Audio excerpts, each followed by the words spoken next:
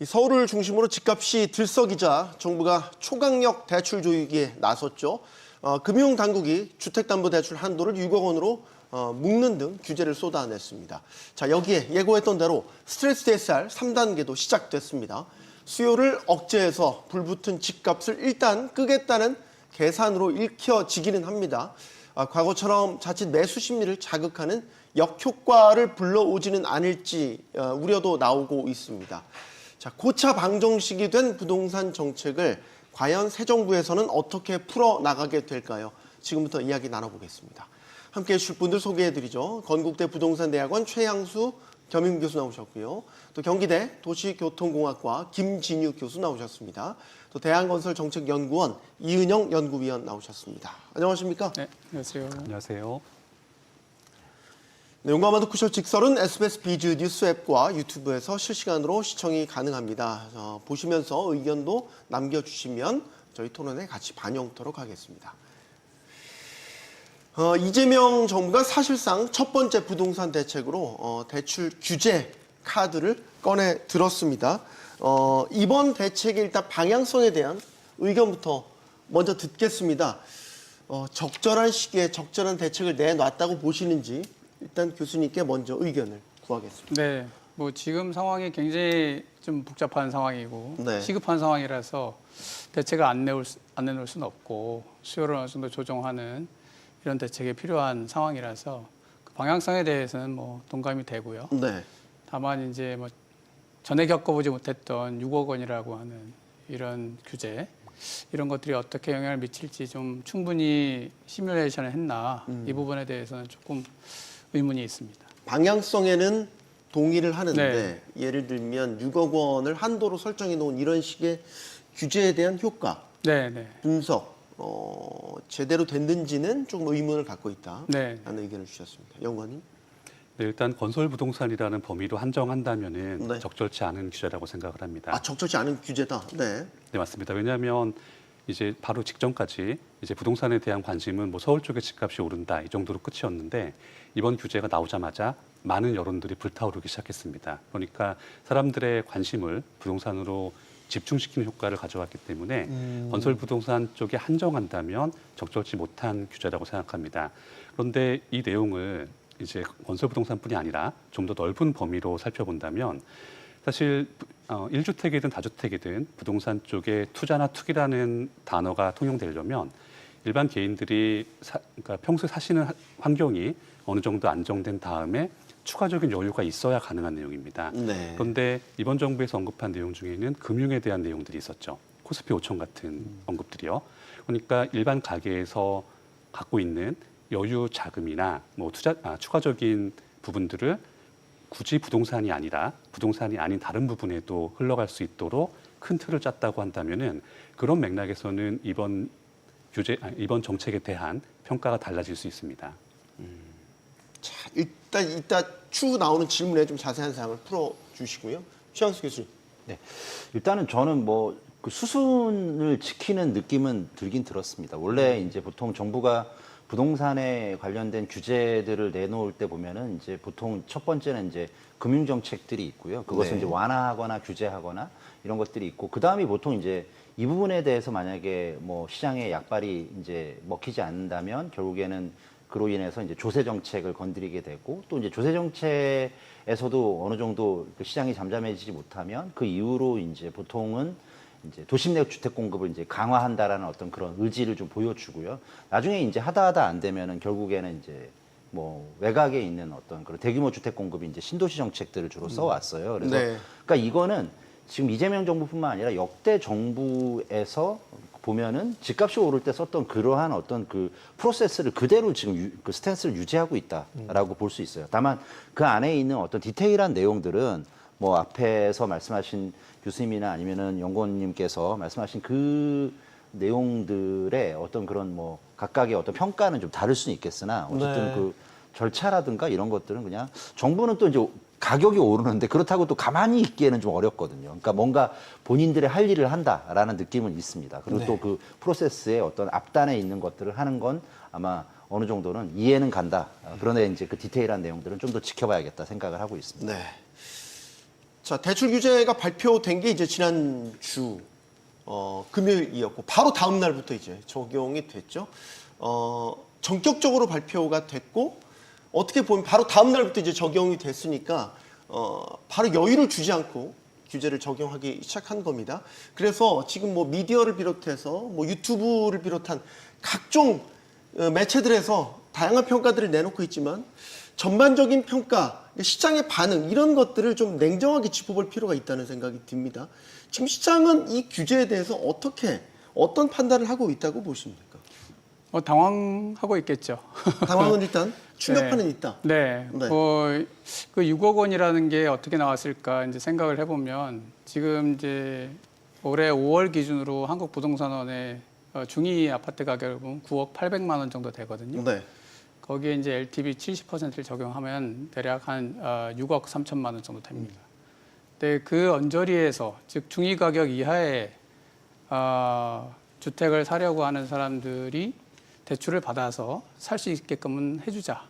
그러나 그 이상의 이제 고급 주택이라든가 이런 주택들에 이제 대출을 많이 받아서 사는 소위 뭐 영끌이라고 하는 이런 부분들을 좀 가라앉힐 필요가 있겠다 이런 판단을 한 것 같아요. 근데 문제는 이제 이런 6억이라고 하는 대출 총액 규제를 한 번도 겪어본 일이 없기 때문에 그리고 또 이제 이걸 대응할 시간이 없었죠. 그 6월 27일이 금요일인데 28일이 토요일 아닙니까? 탔죠, 은행문. 네. 그래서 이제 27일 날 오후에 굉장히 은행이 바빴다고 하고 또 가계약을 맺었던 분들이 6억 이상의 대출을 이제 받으려고 했던 분들이 상당히 많이 고생을 했다라고 제가 들었는데 그러니까 네. 아직은 굉장히 당황스러운 상태이고 이게 어떤 방향으로 영향을 미칠지는 좀 두고 봐야 되는 그런 상황이다. 그러나 전반적으로 이제 뭐 강남 서초는 중위 가격이 한 23억, 25억 그 정도 됩니다. 이 정도의 시장에서는 상당히 영향을 미칠 것이지만 우리 뭐 소위 말하는 이제 금천, 뭐 관악 이런 상대적으로 데라든가 집값이 싼 서울 안에 노도강 네. 이런 데는 대체적으로 한 5억에서 한 7억 정도 되거든요.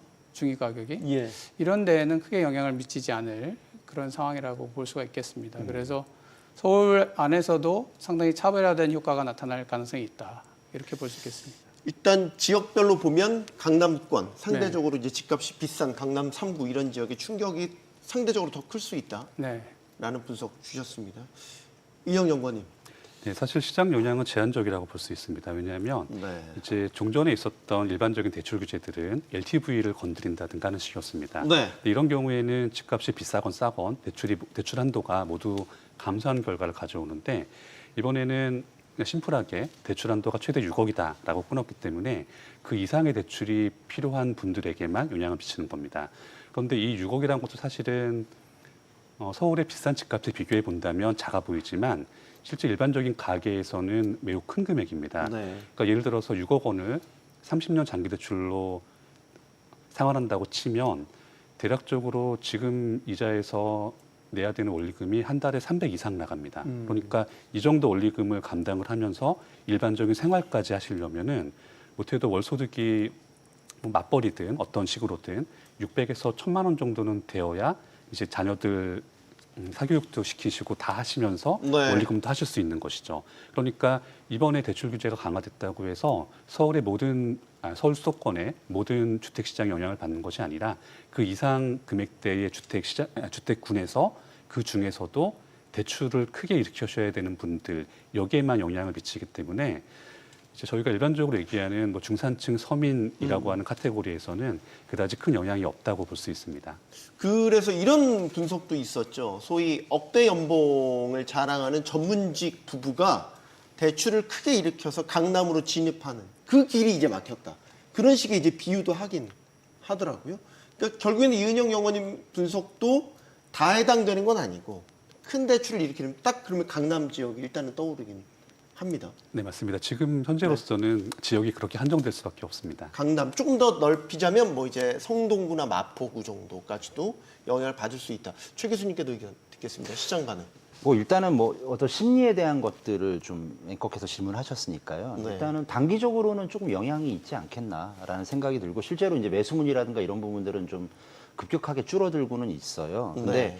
이러한 어떤 심리들, 그러니까 이러한 심리가 시장의 어떤 상황이 바뀌어서 뭔가 나타나는 심리가 아니라 정부의 정책 때문에 나타나는 것이라면 상당히 이건 단기적인 영향밖에 없다라고 할 수밖에 없을 것 같아요. 네. 근데 언제나 이제 우리가 잊지 말아야 될 이제 그 부동산 관련된 정책들에 대한 어떤 뭐 교훈이라든가 뭐 일종의 이제 뭐 어느 정도는 이제 알려져 있는 그 격언 중에 정책이 시장을 이길 수 없다라는 얘기가 있듯이 이러한 정책이 실제로 이제 시장의 흐름에 방향성을 맞춰서 이걸 보태기를 할 수 있는 정책이냐 아니면은 이제 원래 시장의 어떤 방향성과는 약간 다르게 거스른 정책이냐에 따라서 이제 정책의 효과가 조금씩 달라질 것 같긴 한데 어쨌든 지금 사실은 시장 자체는 이제 금리 문제가 가장 큰데 네. 그 금리 자체가 올라간다라는 그러한 생각들은 지금 안 하고 있는 상태이잖아요. 네. 오히려 이제 금리가 더 낮아질 거라는 더 확신이 더 시장에서 존재하는 한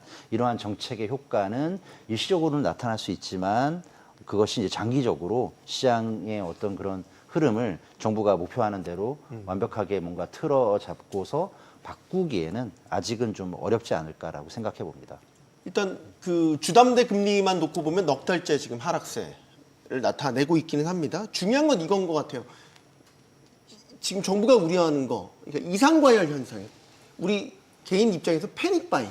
일단 사고 보자. 네. 그때 이제 2021년 그때 이제 문재인 정부 때 나타났던 그런 현상들이 서울 전역으로 확산되고 나타날까봐 이제 그거를 사전에 좀 잡는 급한 불을 끄는 네. 성격의 대책인 것 같은데 네. 이제 오늘 그 7월부터는 또 DSR 3단계도 네. 스트레이트 DSR 3단계도 시행됩니다. 패닉 바잉이 잠재워질까요? 저는 어느 정도 잠잠해질 거라고 생각하고 있습니다. 그러니까 지금 이제 아까 앞에서 말씀드렸지만 6억이라는 부분, 그다음에 네. 두 번째 주택에 대해서는 LTV를 제로로 만들었기 때문에 추가적인 주택을 사는데 상당히 어려움이 있을 것이고 대출을 통해서 그다음에 이제 6개월 이내에 입주를 해야 되기 때문에 네. 네, 1주택자의 경우에 이제 갈아타기 수요 이런 거에 상당히 영향을 미칠 것으로 보여지고 전체적으로 지금 이제 대출을 받아서 사는 그런 상당히 대출을 많이 받아서 사는 그런 행위를 패닉 바잉이라고 하거든요. 네. 네, 영끌이라고도 하고. 근데 이제 대출 자체를 총액을 막아놓고 두 번째 주택부터는 아예 뭐 대출을 못 받도록 해놨기 때문에 그 부분에 대해서는 이제 상당히 영향을 미칠 것이다. 그러나 현금을 충분히 가지고 있는 이런 분들이 이제 사는 데 있어서는 크게 이제 영향을 미치지 않기 때문에 상당히 차별화된 그런 효과가 나타날 것으로 보이고 그런 패닉 바잉 현상이 과연 이제 그동안에는 뭐 한강 벨트라든지 강남 3구라든지 이런 쪽에 이제 집중되어 있었는데 이것이 이제 그쪽에서는 대출이 많이 막히니까 그 외 지역으로 이제 옮겨갈 것이냐 이런 부분을 좀 더 지켜봐야 되겠지만 옮겨가기도 쉽지는 않다라고 생각이 됩니다. 패닉 바잉이라는 관점에서 보면 이대현 연구원님 이게 의욕이 꺾인 건지 아니면 그냥 일단은 잠재되어 수면 아래로 가라앉아 있는 건지 여기에 대한 구분도 좀 필요할 것 같고 어떻게 보십니까? 네, 사실 사람들이 생각하는 건 다 똑같습니다. 좋은 집 있으면 좋은 데 살고 싶고 살 수 있는 여력이 있으면 사고 싶은 거죠. 네. 그래서 이번 조치는 인위적으로 시장을 억누르는 것이기 때문에 이제 여기에 해당되는 구간에서는 패닉 바잉이 잠시 수그러들 수 있습니다. 그런데 저희가 이번 발표를 투자라는 측면에서 살펴보게 되면 지금 시기가 새 정부의 초기이기 때문에 사실은 두 가지 측면을 먼저 읽어야 될 필요가 있습니다. 첫 번째는 그간 세간에서 또는 이제 업계 일각에서 네. 많이 주장했던 것 중에 하나가 다주택자에 대한 규제 완화가 필요하다는 것이었습니다. 그런데 새 정부 초반에 확연하게 다주택자에 대한 규제 완화가 쉽게 나오지 않을 것이란 기조를 이번에 읽을 수 있었습니다. 일단 대출 규제를 보면 그렇죠. 네, 맞습니다. LTV를 0%로 만들었습니다. 네, 맞습니다. 그러니까 다음 5년간 정책 방향이 대략 어느 정도 방향일 것이다라고 짐작할 수 있는 단서가 하나가 됐습니다.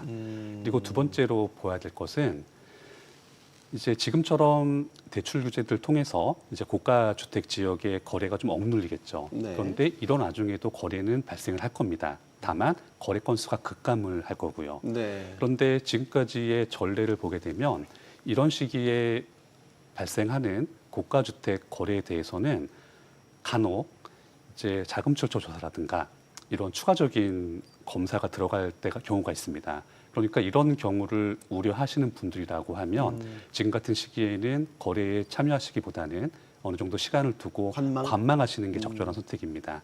그 때문에 이 결과를 놓고 본다면 이번 조치로 인해서 이제 특히 특정 지역에서의 패닉 바잉이 잠시 수그러든다라고 충분히 평가할 수 있습니다.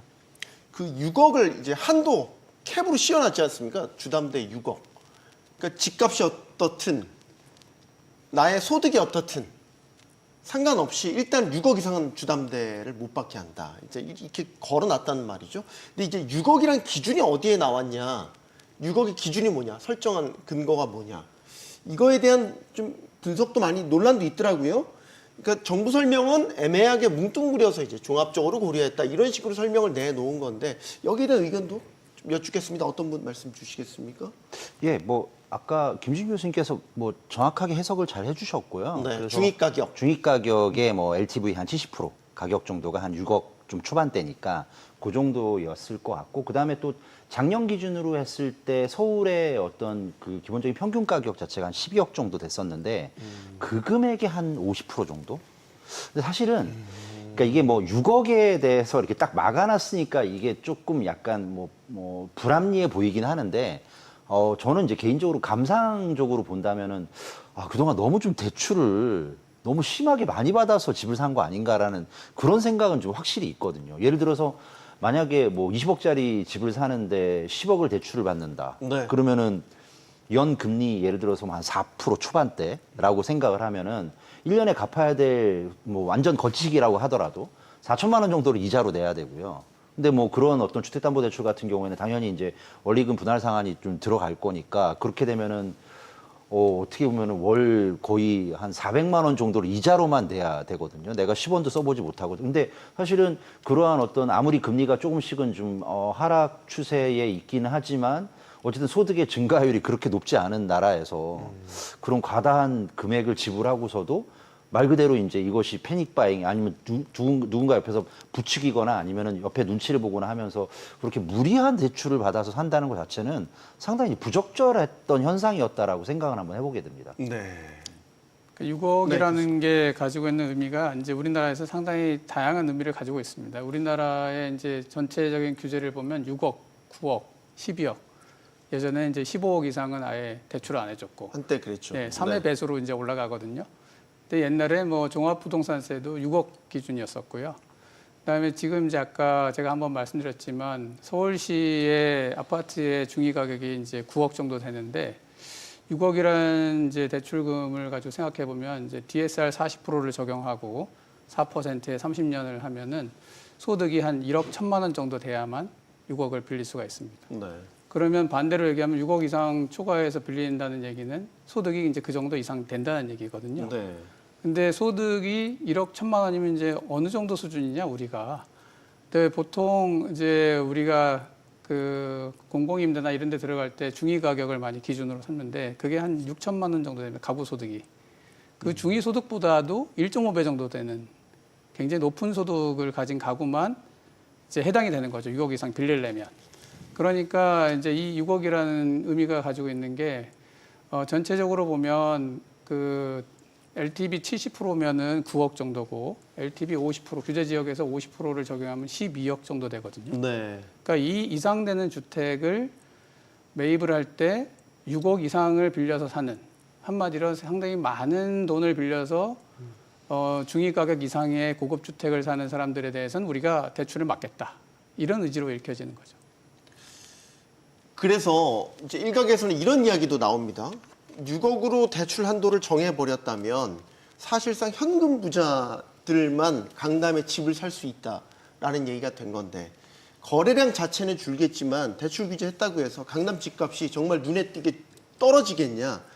결국에는 현금 부자들만 강남 집을 사게 되면서 그들만의 리그?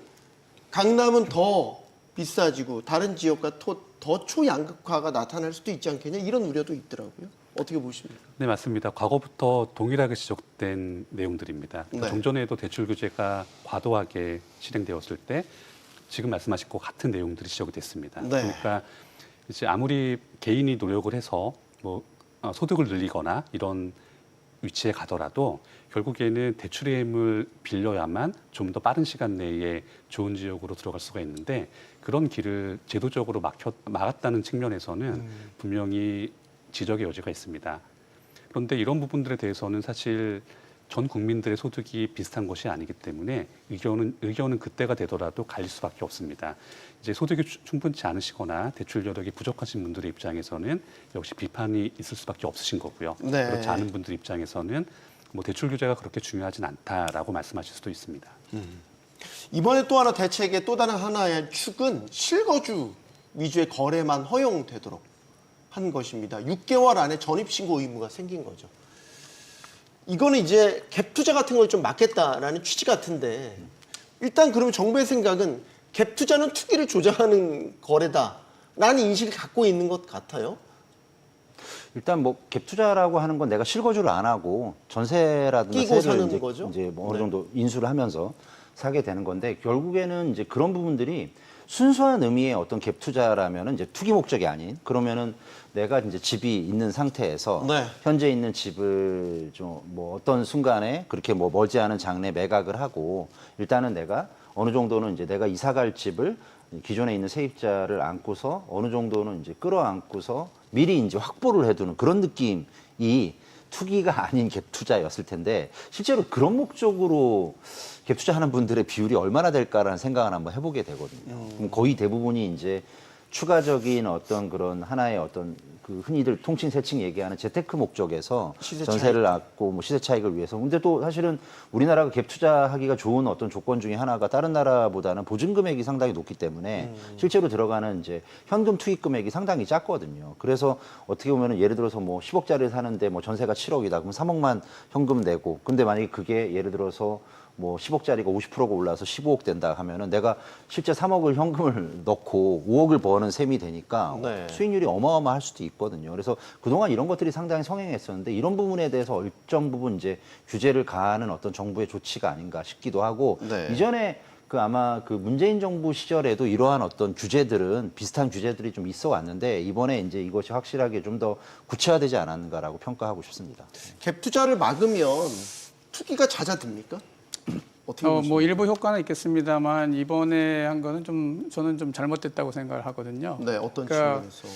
우리가 그동안 전세를 이용을 해서 이제 집을 사는 방식은 상당히 오랫동안 사용해오던 내 집 마련 전략입니다. 네. 그러니까 은행에서 돈을 빌리는 거냐 아니면 전세 보증금을 이용을 해서 이제 집을 살 거냐 이런 문제인데 단순히 이주택자 이상을 갭 투자자 또는 뭐 투기자로 보는 이러한 시각은 굉장히 좀 문제를 일으키는 소지가 있거든요. 이제 네. 이런 문제는 왜냐하면 이 전체적으로 내 집 마련을 하는 이제 사람들이라든가 갈아타기 하는 사람들의 경우에는 이제 본인이 살고 있는 집의 어떤 전세 기간이라든가 그 다음에 뭐 대출을 받아서 그 대출을 또 대환 대출을 받는다든가 여러 가지 사정상 6개월 이내에 입주 못할 수가 있거든요. 네. 그래서 그동안 이제 2년으로 이게 기간이 돼 있었고 어느 정도 기간을 가지고 이제 준비할 수 있게끔. 근데 이걸 6개월로 막아버리는 바람에 이러한 스케줄이 다 이제 어긋나게 된 거죠. 네. 그러면 이제 이분들이 포기를 하게 되는데 포기하거나 아니면 빨리 들어오거나 둘 중에 하나인데 그렇게 됨으로써 결과적으로는 이제 시장에 전세 매물이 나오는 이런 부분들을 이제 상당 부분 막을 거거든요.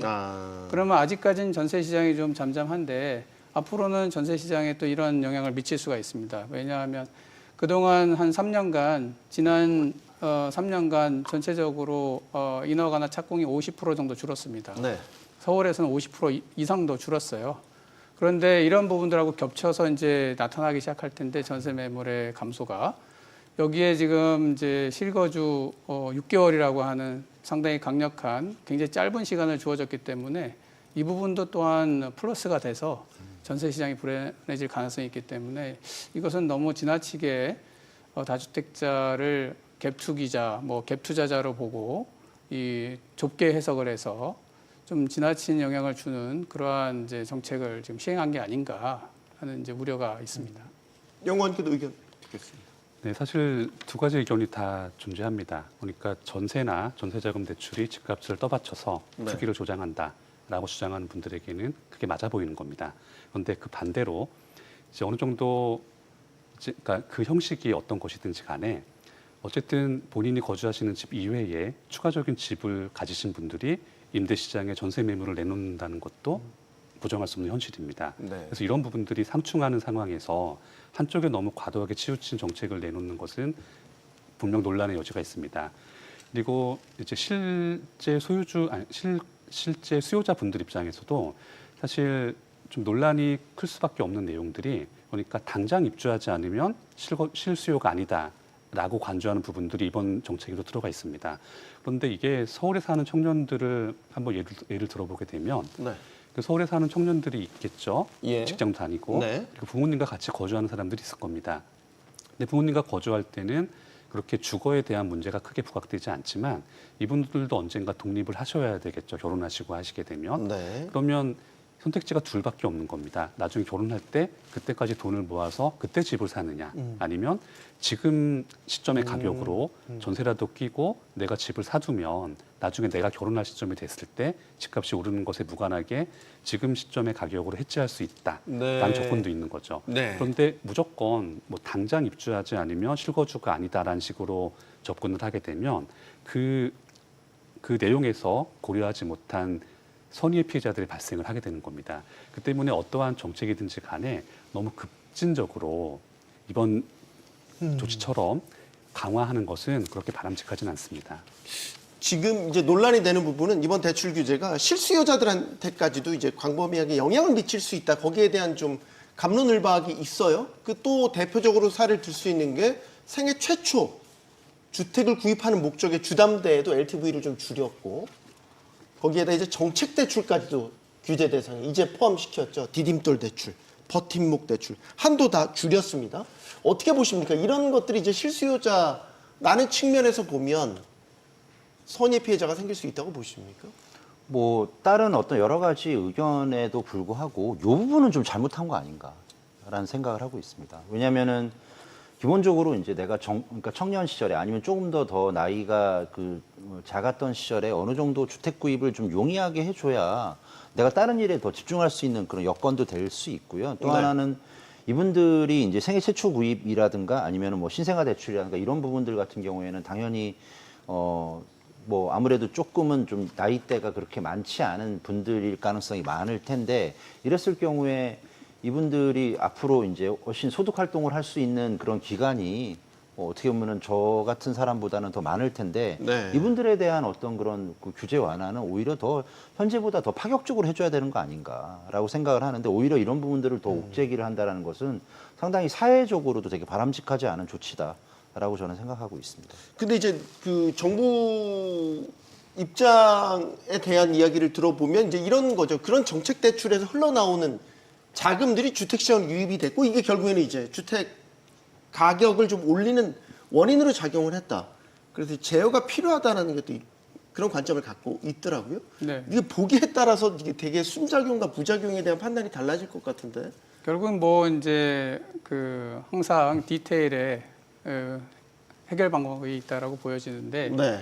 지금 이제 2022년에 전체 대출 중에 정책 대출이 차지하는 비율이 한 23% 정도 됐는데, 지금 24년 거치면서 한 28% 이렇게 올라갔거든요. 이 얘기는 정책 대출이 가지고 있는 기준점들이 사실은 우리가 가지고 있는 전반적인 어떤 상식에 부합하지 않고 좀 높다, 이렇게 이제 생각이 되는 것이고, 그래서 이번에도 저출산과 관련해서 신생아 대출을 이제 부부 합산 2억 5천까지 올리려다가 이제 취소를 했는데, 이게 어느 정도 수준이냐면요.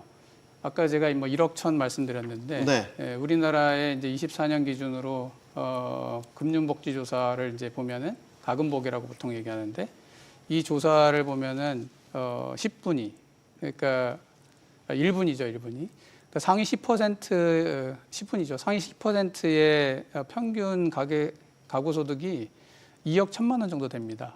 그러면 신혼부부, 이제 아이를 낳기 위한 어떤 신혼부부 나이 젊은 사람들이 2억 5천 정도 둘이 합쳐서 2억 5천이면 뭐 5% 내에 든다고 봐야죠, 상위. 그러니까 이런 부분들한테까지도 우리가 정책 대출을 해주는 이런 것들은 이제 과도하게 정책 대출이 나가고 있다라고 이제 판단을 한 거라고 보여집니다. 그러니까 사실은 이 항상 악마는 디테일에 있다고 이 부분들에 대한 조정을 통해서 정책 대출이 원래 의도하고는 다르게 이제 쓰여지는 부분을 좀 막아야 되겠다라고 하는 생각이 있을 것이고요. 네. 또 한편으로 생각하면은 이제 저도 사실 이제 대출을 지나치게 막는 것은 이제 반대하는 편인데 특히 이제 젊은이들이 대출을 끼지 않고 또 전세를 끼지 않고 주택을 사는 건 불가능하기 때문에 네. 그런데 문제는 이러한 이제 기준들을 너무 높여놓으면 상당히 그 젊은 사람들, 젊은 가구들 중에도 굉장히 소득이 높은 사람들이 대출을 많이 받아서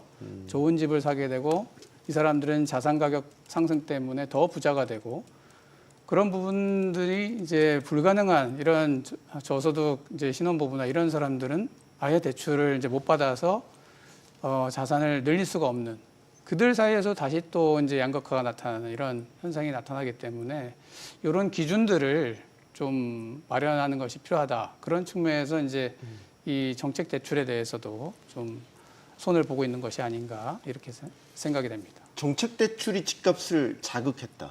서울로만 놓고 한정해 보죠.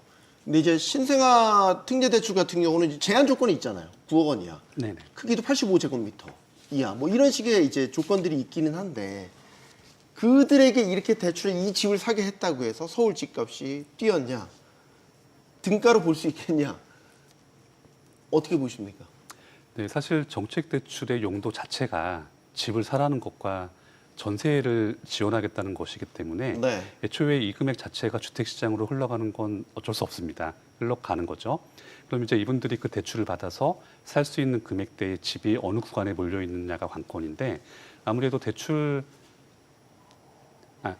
나갈 때 그 규정들이 아무래도 상한이 걸려 있다 보니까 사람들이 대출을 받게 되면 살 수 있는 지역과 금액대도 거의 정해져 있습니다. 네. 그러니까 그 지역에서는 분명히 과거보다 어느 정도 수요를 늘린 것은 맞습니다. 그런데 저희가 이걸 다시 뒤집어 생각을 해봐야 되는 것이 그렇다고 하면 그러한 정책 대출이 실행되기 이전에는 그분들은 집을 못 샀을 텐데 그러면 과거처럼 그분들이 그렇게 살도록 두는 게 더 사회적으로 바람직한 것인가? 이 생각을 해볼 필요가 있습니다. 분명히 그 신혼부부나 뭐 기타 정책 대출이 있죠. 뭐 디딤돌 대출 이런 것들. 이런 대출의 수혜자들은 분명히 어느 측면에서는 상대적인 사회적 약자라고 인정을 받았기 때문에 네. 그러한 혜택을 받았고 그 결과로 주택을 매입하는 데 도움을 받은 겁니다. 예. 그런데 여기에 대해서 그게 불합리하다고 지적을 하기 시작하면 좀 내용이 많이 복잡해질 수밖에 없습니다. 그 때문에 지금처럼 정책 대출의 한도 자체를 크게 낮추는 것보다는 네. 정책 대출을 받는 수혜자들의 자격 요건을 세분화하거나 좀 더 강화하는 것이 더 현실적인 조건이 아닌가 합니다. 그래야만 그 개인들의 입장에서 본인이 열심히 해서 어느 정도의 성취를 얻게 되면 네. 그만큼의 정책 대출 효과도 더 받을 수 있다라는 결과가 나올 수 있기 때문입니다. 이제부터는 이번 대출 규제로 인해서 나타나게 될 현상들에 대해서 좀 미리 짚어보겠습니다. 이제 이 대출 규제가 어떤 영향을 이제 주고 어떤 식으로 나타날 거냐. 이런 이야기가 있어요. 서울 안에 이제 대출 규제로 집 사기 힘들어지니까 그 수요가 서울 외곽, 경기도, 인천 이런 데로 이제 퍼질 거다. 뭐 일종의 풍선 효과라도 볼 수 있겠는데 타당한 전망이라고 보십니까? 뭐 타당하다고 봅니다. 네. 일단은 이미 풍선 효과는 이미 일어나고 있다라고 저는 생각을 하고 있고요. 네. 최초의 어떤 그런 그 앙진은 결국에는 강남 3구를 위시로 해서 주택 가격이 상당히 이제 상승하고 주도를 하다가 그 인근에 있는 뭐 강동이라든가 강 건너 있던 성동, 마포, 용산 이런 지역들로 옮겨 붙었잖아요. 근데 최근에 보면은 실제로 이제 거기에서 이제 한강벨트가 아닌 지역들도 상당히 주택 거래라든가 이런 부분들이 굉장히 늘어나는 걸로 봐서는 네. 이제 점점 풍선 효과의 어떤 그러한 현상들이 나타나고 있고 이런 현상들은 이제 과거의 예를 보아도 계속 이제 끄트머리에는 결국엔 서울에 이제 약간 좀 비인기 지역, 또 외곽 지역까지 풍선 효과가 나타나고 나면 그 다음부터 수도권으로 퍼지고 그 수도권에 퍼진 것이 나중에 이제 비수도권 광역시 지역으로 이제 이러한 어떤 풍선 효과가 전파가 되는 그런 듯한 효과가 있고요. 더군다나 지금 6억 대출의 상한 이렇게 얘기를 하다 보면 역시나 이런 부분들은 또 이런 서울의 어떤 한강벨트라든가 이런 고가의 어떤 비싼 주택이 아닌 주택들은 어떻게 보면 그 한 상한선을 지킬 수 있기 때문에 오히려 이제 구매라든가 이런 부분에 대해서는 좀 더 이제 그 심리적으로 좀 그런 구매하려고 하는 의지가 좀 늘어날 수도 있다라고 생각하고 있어서요. 이미 저는 풍선 효과는 퍼질 가능성보다는 오히려 이미 진행되고 있다라고 말씀드리고 싶습니다. 네. 금융당국은 뭐 풍선 효과가 발생을 하게 되면 즉각적인 보완책도 내놓겠다 이렇게 이야기를 하고 있어요. 네. 보완책이라고 하면 뭐가 있을까? 더 확대한다는 개념인 것인지. 뭐 제가 보기에는 이제 토지거래허가 구역이나 뭐 규제 지역을 많이 이제 지정을 하게 되겠죠. 네. 근데 전반적으로 이제 주택총조사 자료를 가지고 한번 분석을 해보면은 지난 5년간 이제 가구 수가 늘은 거에 비해서 주택 수는 대략 서울에서는 한 5만 5천 호 정도 부족하고, 네. 그 다음에 뭐 경기도로 내려가게 되면 한 9만 8천 호, 인천도 한 2만 호, 그래서 수도권 전체적으로 한 17만 호 정도가 가구 수가 17만 가구가 더 많이 늘어났습니다. 주택 수 늘어나는 속도에 비해서. 네. 그러니까 이게 전체적으로 수도권에서 상당히 이제 주택 공급 부족이 심화된 상태이기 때문에 어딘가에는 집을 살 수밖에 없는 게, 이렇게 공급이 부족하면 어떤 규제책을 쓰더라도 결국 이제 집값이 오를 수밖에 없는 상황이 되거든요. 그러니까 이제 지금 이 규제를 하게 돼서 옮겨갈 수 있는 곳은 지금 하남이 이제 중간 가격이 한 9억 정도 되는데, 뭐 이런 노도강이라든가 금강구라든가 이런 데 하고 의왕이라든가 안양, 그러니까 5, 6억 정도 되거든요. 중간 네. 가격이. 이런 쪽으로 이제 진행될 가능성이 높고, 국토 전체적으로 보면은 이제 지방 소멸과 함께 지방에서 이제 서울로 인구가 많이 이동하는데, 이런 이동 현상이 반전될 기미가 안 보여요. 그러니까 수도권이나 서울은 이미 전국적인 시장이 됐습니다. 그러니까 강남에 같은 경우에도 지방에서 어느 정도 소득이 있고 자산이 있는 분들이 강남의 아파트를 현금 주고 살려고 그래요. 그러니까 강남이 이미 수도권 시장이 아닌 상태고, 네. 수도권 전체적으로 봐도 이게 수도권의 시장이 아니라 전국 시장이 돼버렸어요. 그렇기 때문에 이것은 분명히 이제 풍선 효과는 나타날 것이다. 그래서 거기에 대한 대비를 좀 해야 될 필요가 있고, 결국은 이제 공급을 어느 정도 신속하게 하느냐, 이것이 관건이 될 것이다. 그렇게 생각이 됩니다. 네. 그리고 두 분 말씀 들으면 풍선 효과는 불가피한 면이 분명히 있네요. 시장의 특성상 말이죠.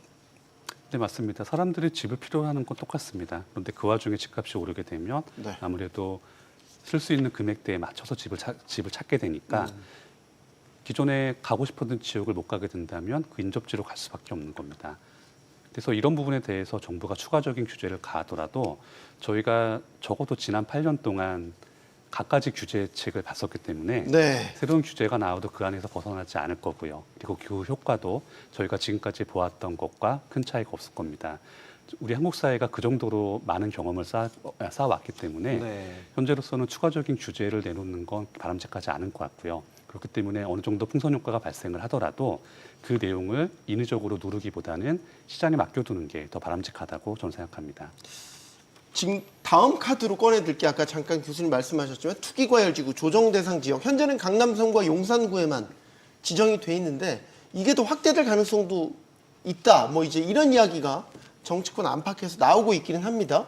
조정대상 지역과 투기과열지구로 지정이 되면 이제는 뭐 예를 들어서 양도세 중과라든지 이런 추가적인 규제들이 이제 해당되는 거죠. 네. 이렇게 되면 대출과 세금 두 가지의 카드를 다 지금 만약 그렇게 된다면 쓰게 되는 거죠.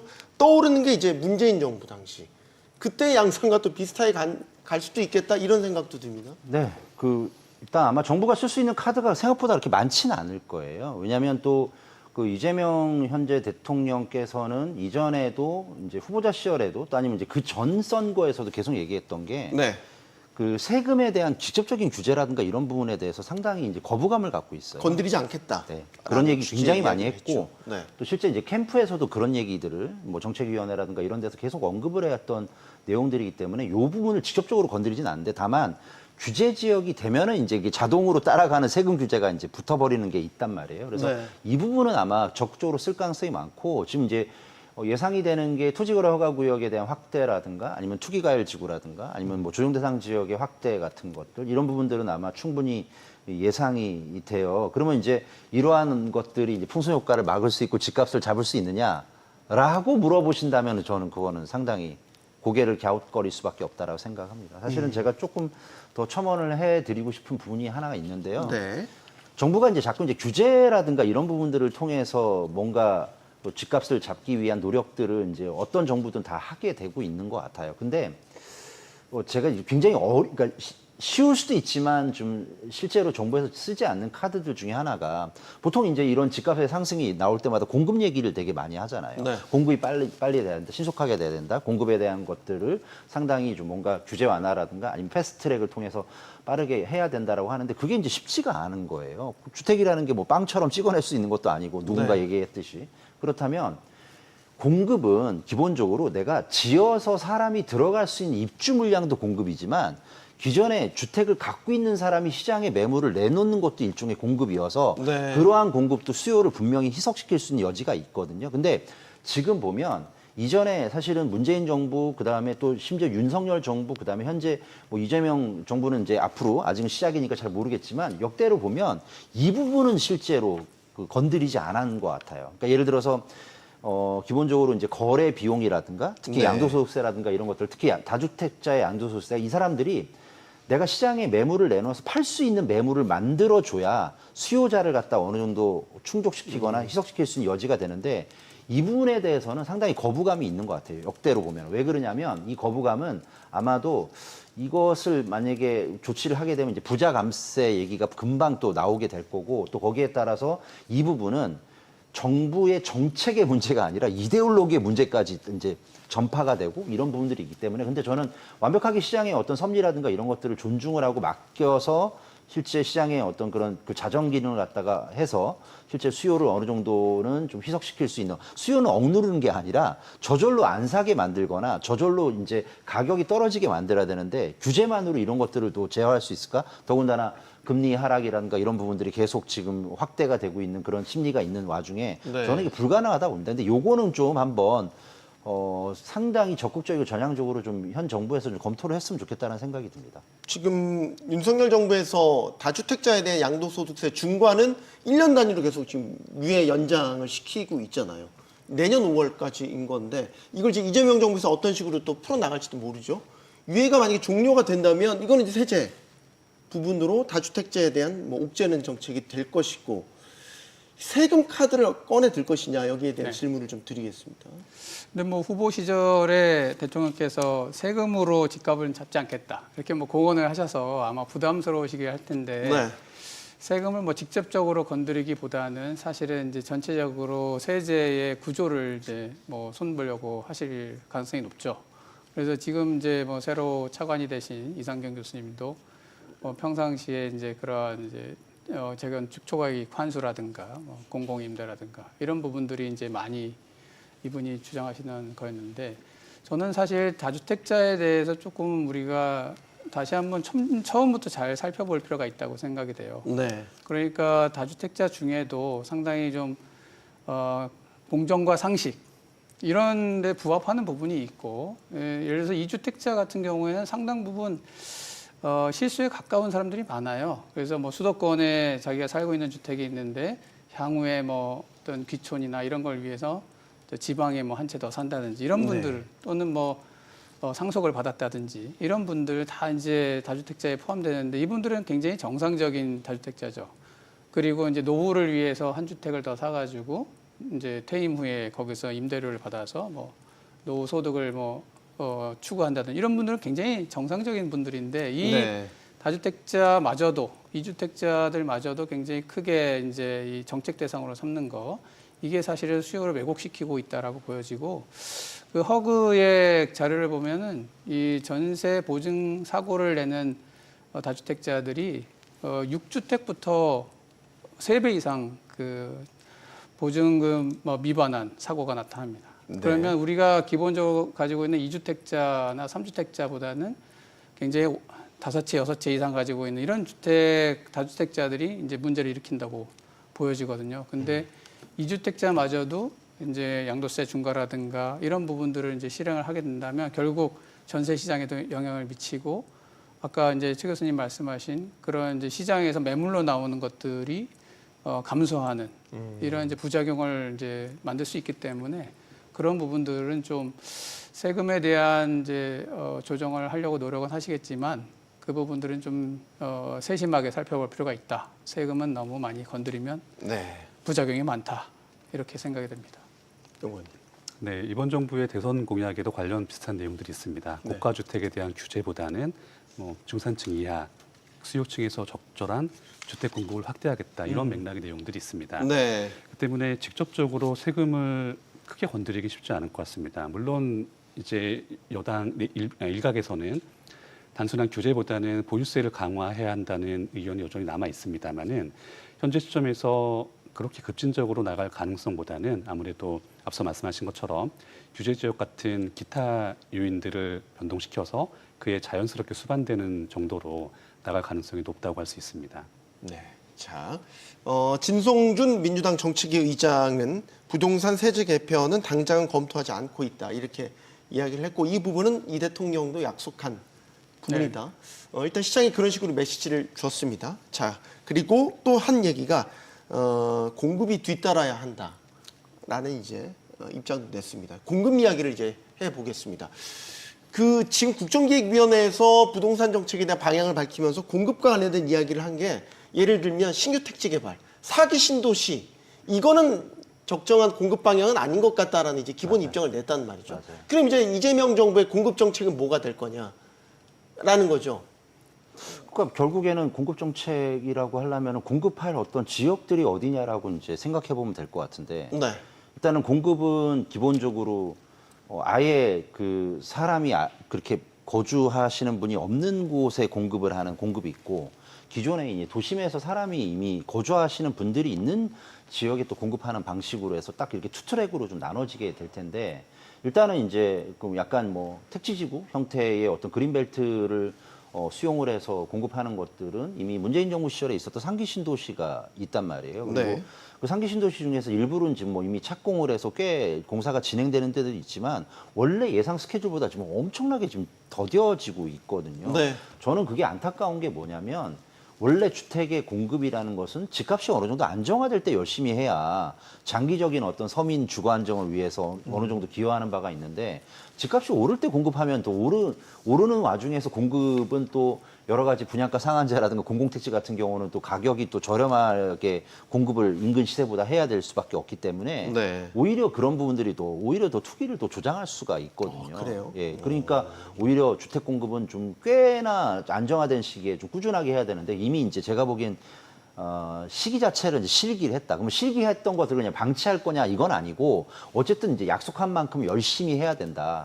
그러면 이제 그거 섹터가 하나 있고 또 하나는 결국엔 도심 내 주택 공급 같은 경우에는 결국에는 뭐 용적률 인상이라든가 아니면은 뭐 그 절차라든가 이런 것들을 간소화 통해서 하겠다라고 하는데 문제는 또 도심 내 공급은 또 여러 가지 또 이해관계자들이 너무 많단 말이에요. 사실은 뭐 서울시에서 전략적으로 좀 얘기하고 있는 모아타운이라든가 이런 부분들도 네. 뭐 처음에는 이제 동의를 하고 굉장히 좋아하고 또 우리 동네가 좀 새 아파트가 되나 보다 했지만 나중에 보니까 또 그것도 역시 주민들 간에 뭐 여러 가지 이견이 나오면서 또 해지를 한다든가 이런 것들도 많아서 아마 그렇게까지 그 정부의 어떤 그런 예상이라든가 의지보다는 뭐 엄청나게 스무스하게 넘어갈 것 같지는 않다라는 생각이 듭니다. 어쨌든 방향은 신규 택지하고 그다음에 그러니까 상기 신도시 그다음에 거기서 상기 신도시에서 조금 더 용적률 인상해서 조금 더 추가 공급하는 것과 도심 내 주택 재개발 재건축을 하는 건데 이런 부분들은 또 규제를 갖다가 완화하거나 아니면은 절차를 좀 간소화해서 빠르게 해야 되는 그런 것들은 과제로 남겨져 있다 생각합니다.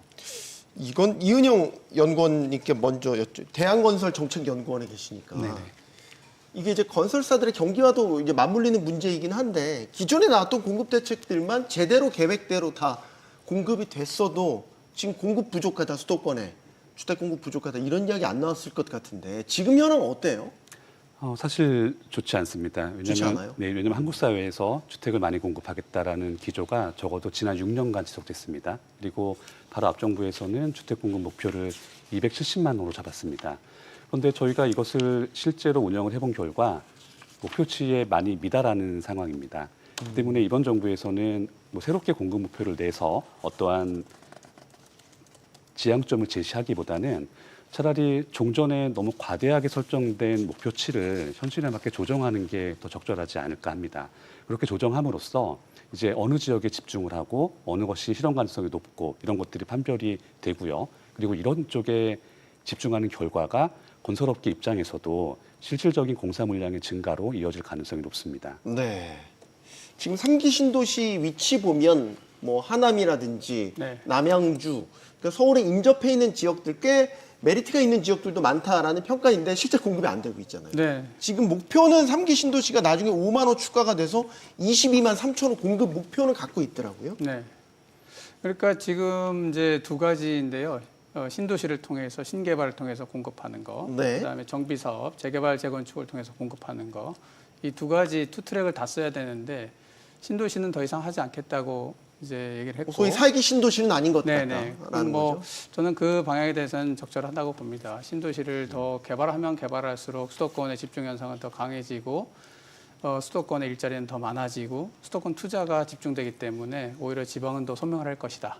그래서 그런 거는 바람직하다고 보는데 그러면 신도시에서 공급되는 주택 그리고 정비 사업을 통해서 공급하는 주택 이것들이 어느 정도 균형을 맞춰야 적어도 이 공급 효과를 내면서 이제 시장 안정에 기여할 수 있는데 이 정비 사업의 용적률을 높여주면 상당 부분 사업성이 좋아져서 빨리 갈 것이다라고 이제 생각들을 하시는데 네. 그게 꼭 그렇지만은 않습니다. 그래요? 뭐냐면 정비 사업을 이제 빨리 가게 하기 위해서 지금 신통기획이라고 서울시도 하고 있고요. 그래서 도시계획위원회 이제 이런 것들이 올라오면 저희가 보면 굉장히 많은 용적률을 높여주고 일부 뭐 공공은 기여를 환수하지만 사업성이 좋아집니다. 문제는 이것에 대해서 그 조합원들이 가지고 있는 생각들이 다 달라요. 그래서 옛날에는 절대적인 가격 수준이 높지 않았기 때문에 서로 손해를 보더라도 뭐 예를 들어 5천만 원, 1억 그러면 이제 좀 합의할 수가 있었는데 지금은 이제 워낙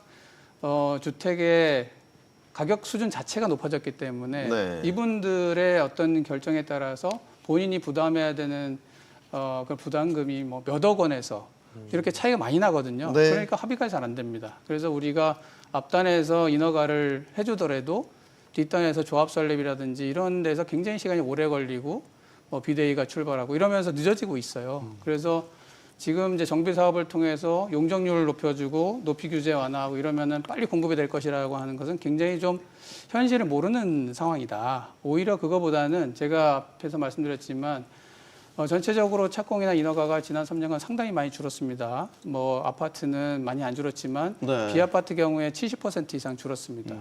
그러면 비아파트의 경우에는 우리가 공급 기간이 되게 짧거든요. 네. 한 6개월에서 1년이면 지을 수가 있어요. 인허가 끝나고. 그러면 지금 이제 전세 사기나 이런 문제 때문에 비아파트 공급이 안 되고 있는 이런 상황을 빨리 풀어주는 것이 그러니까 대규모로 뭐 500세대, 1000세대 공급하는 이런 시대는 가고 이제 소규모로 비아파트를 빠른 시간 내에 공급할 수 있는 이런 전략을 써야 된다. 그래서 이게 단순히 그냥 지금 뭐 30% 정도 한 2020년 대비해서 건설비가 올랐는데 그런 비용의 문제, 그다음에 뭐 용적률의 문제가 아니라 전세 시장의 안정, 전세 사기를 예방할 수 있는 뭐 전세권 설정이라든지 임차권 설정 의무화라든지 그다음에 뭐 전세가율 상한제라든지 이런 안전장치를 통해서 전세 시장에 퍼져 있는 전세 포비아를 없애줌으로써 비아파트 시장에서 빌라 다세대가 빠르게 공급될 수 있도록 이런 정책적 배려도 필요하고 네. 그다음에 공공임대를 좀 확대할 필요가 있다고 생각이 돼요. 이게 너무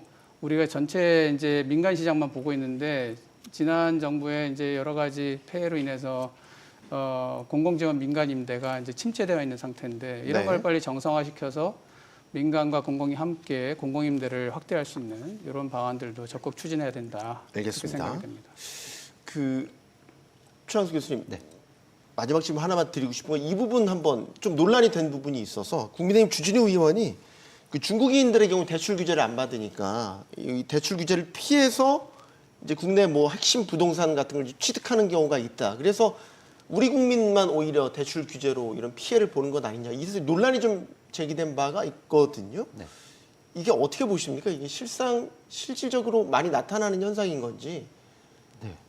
많이 나타나요. 많이 나타나요? 예, 많이 나타나요. 일부의 사례가 너무 침수봉대된 건 아닌지. 그러니까 그러기에는 물량이 그렇게 적진 않은 걸로 저는 알고 있고요. 그래요? 실제로 이제 강남구라든 강남 3구에도 이런 어떤 중국 분들 아니면 이제 해외의 국적을 가지신 분들이 취득하는 사례가 상당히 많이 있고요. 실제로 이게 어느 정도까지 이제 얘기가 있냐면 이런 네. 분들은 또 그 중도금이라든가 매매대금에 잔금이라든가 이런 거를 현금으로 지불하는 사례도 꽤 있어요.